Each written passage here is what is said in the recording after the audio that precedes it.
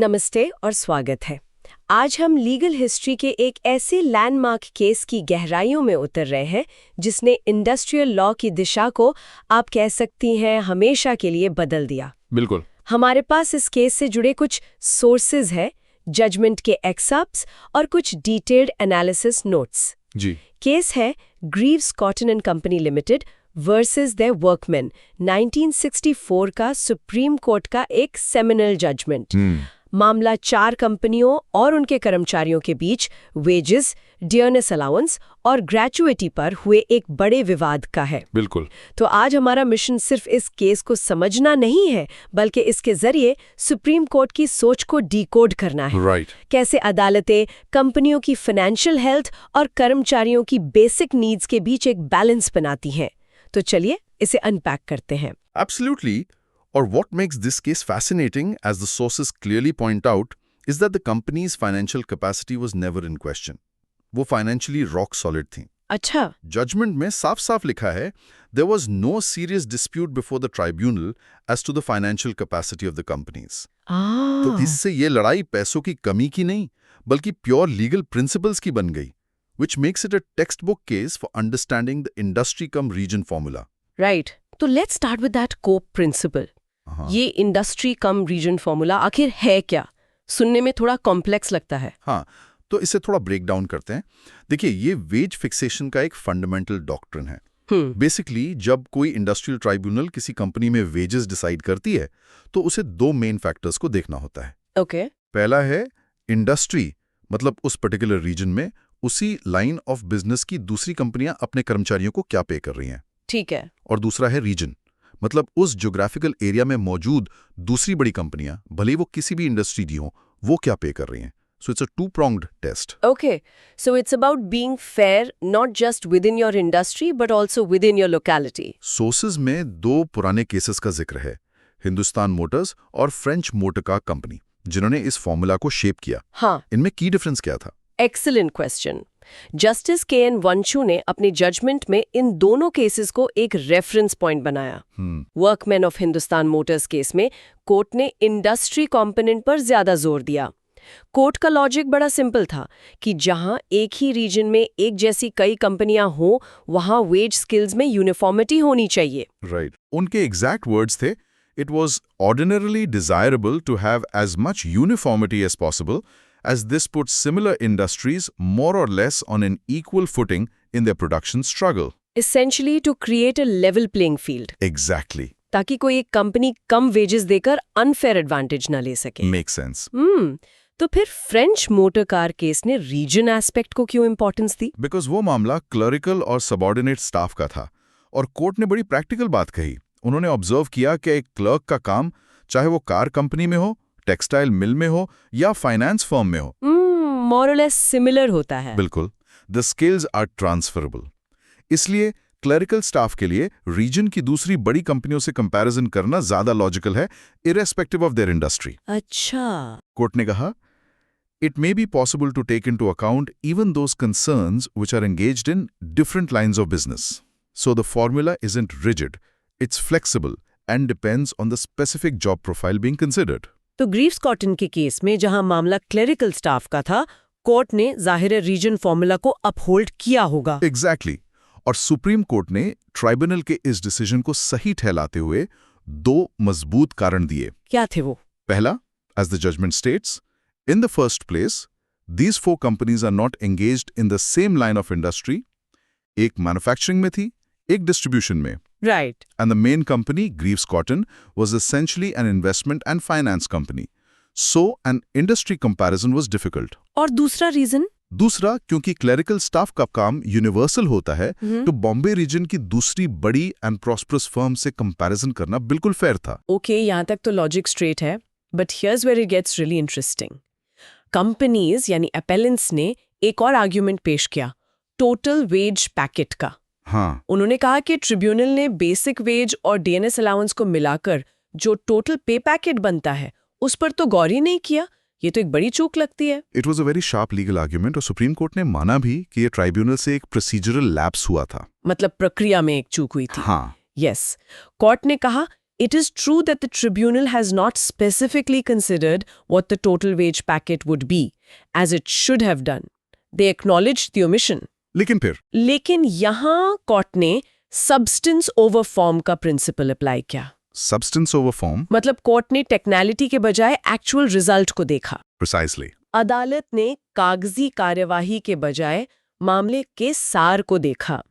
उन्होंने एनालाइज किया कि ट्रिब्यूनल ने जो वेज स्केल्स और डीए फिक्स किए थे वो रीजन के कंपैरेबल कंसर्न्स के हाईएस्ट और लोएस्ट रेट्स के बीच में थे. अच्छा. So the court concluded that the resulting total wage packet would not necessarily be higher than in the case of the other comparable concerns. Okay. So basically court का कहना था कि हाँ, ट्राइब्यूनल को टोटल कैलकुलेशन दिखानी चाहिए थी, but the final outcome wasn't so unfair कि पूरे अवार्ड को ही स्क्रैप कर दिया जाए. बिल्कुल सही. तो क्लरिकल स्टाफ के मामले में तो अदालत ने ट्राइब्यूनल के फैसले को काफी हद तक सही माना, लेकिन जब बात फैक्ट्री वर्कमैन की आई तो कहानी पूरी तरह पलट गई. हाँ बिल्कुल. यहाँ अदालत को अपेलेंट्स की दलीलों में फोर्स नजर आया. Force is an understatement. Factory workman के केस में अवार्ड को पूरी तरह से डिसमेंटल कर दिया गया. डिसमेंटल? हाँ. ट्राइब्यूनल ने यहाँ 2 फंडामेंटल एरर्स किए थे जो सुप्रीम कोर्ट की नजर में आप कह सकते हैं अनफॉरगिवेबल के. ओके. पहला, ट्राइब्यूनल ने एक कंप्लीटली न्यू कैटेगरी बना दी, higher unskilled. Wait a minute. Higher unskilled, ये तो सुनने में ही कॉन्ट्रडिक्टरी लगता है. हाँ. अनस्किल्ड का मतलब ही है विदाउट स्किल. Yes. इसमें हायर और लोअर कैसे हो सकता है? Exactly. Your point was the Supreme Court's point. The court found this categorization to be completely illogical. The judgment has a brilliant, powerful line on this. क्या?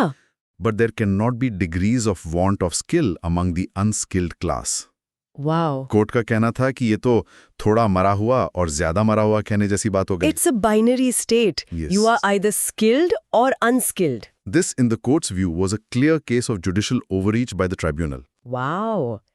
That's a fascinatingly blunt piece of logic. So that was the first major error. What was the second and perhaps bigger mistake? The second and more fatal error was a complete lack of comparative analysis. अच्छा. Factory workman के wages तय करते समय tribunal ने reason की दूसरी comparable concerns के veg data को प्रैक्टिकली इग्नोर कर दिया. मतलब कोई कंपैरिजन ही नहीं किया. सुप्रीम कोर्ट इस पर बहुत क्रिटिकल थी. They noted that the tribunal showed scant regard to the exemplars filed before it and did not care to make the comparison for factory workmen in the same way in which it had made comparison for clerical and subordinate staff. ये तो double standards और lack of a data backed approach वाली बात हो गई. Unacceptable था ये तो. बिल्कुल. तो इसका सीधा सीधा असर उन मजदूरों पर क्या पड़ा? What was the final verdict for them? Factory workman के लिए वेज स्किल्स का अवार्ड पूरी तरह से सेट असाइड कर दिया गया. Set aside. Okay. And the matter was remanded back to the tribunal. Remanded back मतलब केस को फ्रेश कंसिडरेशन के लिए वापस भेज दिया गया with a clear direction. Please do your homework properly. Comparable concern से data driven comparison करो and stick to the 6 existing categories of workmen.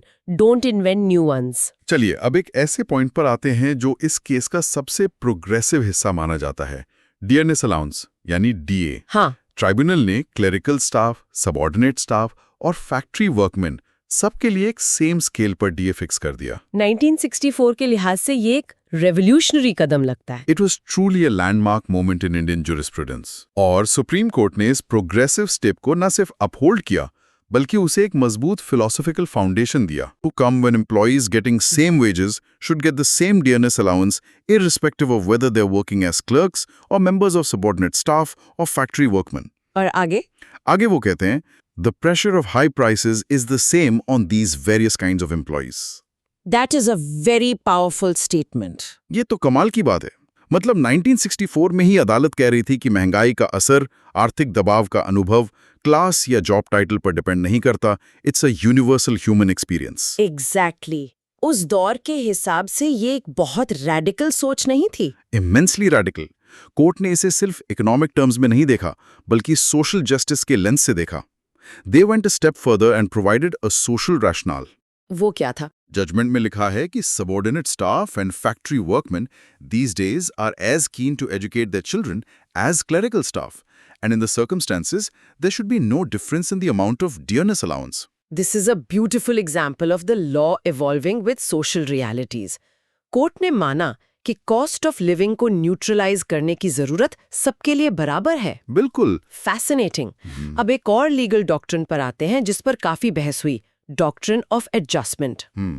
Tribunal ने पुराने सर्विस पीरियड को कॉम्पेंसेट करने के लिए कर्मचारियों को 1 से 3 एक्स्ट्रा इंक्रीमेंट्स दिए थे। कंपनीज ने इसका भी जोरदार विरोध किया। Yes, they again cited the French motor car co case, arguing that adjustment सिर्फ तभी दिया जा सकता है जब वेज स्केल्स पहली बार बन रहे हों। राइट। Since Greaves-Cotton में स्केल्स पहले से एग्जिस्ट करते थे, they argued that no adjustment was permissible. But the Supreme Court took this opportunity to clarify and crystallize the doctrine of adjustment. Okay, so what is the doctrine really? इसे simple terms में कैसे समझ सकते हैं?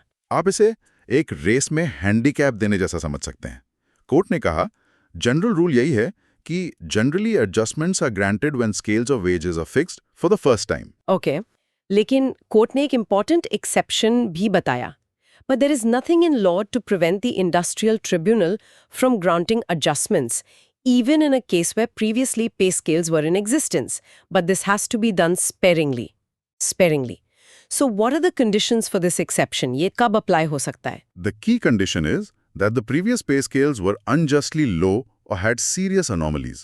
अच्छा। Court ने Greaves-cotton के facts को फ्रेंच मोटर कार केस से डिस्टिंग्विश किया, जहां पे स्केल्स पहले से ही इंडस्ट्री में हाईएस्ट थे। In Greaves-Cotton, the court found the exact opposite. तो यहाँ पर स्केल्स कम थे। जजमेंट में लिखा है, pay scales were not high as compared to pay scales in comparable concerns. If anything, they were on the low side. कोई example है इसका? हाँ, फॉर इंस्टेंस जूनियर क्लर्क्स को 5 रुपए का पहला इंक्रीमेंट 13 साल तक मिलता था, जबकि दूसरी कंपनियों में ये period much shorter, sometimes just 3 or 4 years का था। Oh wow! ये डेटा शोड कि पिछला स्ट्रक्चर अनफेयर था, which justified giving a few extra increments to fit them properly into the new, fairer scale. Finally 2 छोटे पॉइंट्स पर भी बात कर लेते हैं, अवार्ड की इफेक्टिव डेट और ग्रेच्युटी स्कीम। Certainly. अवार्ड को April 1, 1959 से इफेक्टिव किया गया। कंपनीज ने इसे रेट्रोस्पेक्टिव यानी पिछली तारीख से लागू करने का आरोप लगाया, लेकिन कोर्ट ने नहीं माना। सुप्रीम कोर्ट ने इस आर्ग्यूमेंट को क्विकली डिसमिस कर दिया, ये कहते हुए कि this cannot in our opinion be said to be really retrospective because it is practically from the date of the first reference. Okay, fair enough. And what about the gratuity scheme? There were 2 specific objections there, Yes. right? First, the tribunal increased the maximum limit of gratuity from 15 months to 20 months' salary. The Supreme Court upheld this, pointing to a clear trend towards a higher ceiling in the Bombay region. अच्छा, मतलब reason में trend चल रहा था। हाँ, उन्होंने McKinnon McKenzie company का example भी दिया, जहां बाय एग्रीमेंट सीलिंग 30 महीने तक थी। और सेकंड ऑब्जेक्शन मिसकंडक्ट को लेकर था। न्यू स्कीम में था कि डिसमिसल फॉर मिसकंडक्ट के केस में ग्रेच्युटी से सिर्फ उतना ही पैसा काटा जाएगा जितना कंपनी को एक्चुअल फाइनेंशियल लॉस हुआ हो। और इसे भी अपहोल्ड किया। The Supreme Court upheld this as well, calling it the usual provision that is being made in that region. In both cases, the court relied on prevailing regional standards. तो इस पूरे detailed analysis से जो की takeaways हैं, industry cum region formula एक rigid rule नहीं बल्कि एक फ्लेक्सिबल टूल है। राइट। टोटल वेज पैकेट को कंसिडर करना इंपॉर्टेंट है, but it's not the only decisive factor. Substance matters more than form. बिल्कुल। ट्राइब्यूनल्स को डेटा बैक्ड कंपैरिजन और लॉजिकल कैटेगराइजेशन पर फोकस करना होगा, जैसा फैक्ट्री वर्कमैन के केस में सुप्रीम कोर्ट ने क्लियर किया। और शायद सबसे इंपॉर्टेंट, यूनिफॉर्म डीए का प्रिंसिपल, जो दिखाता है कि कानून सोशल जस्टिस और रियलिटीज के साथ कैसे इवॉल्व होता है। बिल्कुल। और मैं सुनने वालों के लिए एक सवाल छोड़कर जाना चाहूंगा। जरूर। 1964 के इस जजमेंट ने यूनिफॉर्म डीएनएस अलाउंस का सिद्धांत इस आधार पर स्थापित किया कि महंगाई का दबाव सब पर एक जैसा होता है। आज की गीग इकोनॉमी और फ्लेक्सिबल एम्प्लॉयमेंट स्ट्रक्चर्स के दौर में एक अदालत इस सिद्धांत को कैसे लागू करेगी?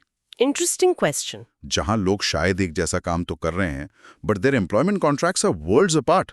एक फुल टाइम एम्प्लॉय, एक पार्ट टाइम वर्कर और एक freelance contractor, all working on the same project. सही बात है। क्या महंगाई का दबाव आज भी एक यूनिफॉर्म सोल्यूशन की मांग करता है, या वर्क की नई कॉम्प्लेक्सिटीज के लिए हमें कंप्लीटली न्यू फॉर्मूला की जरूरत है?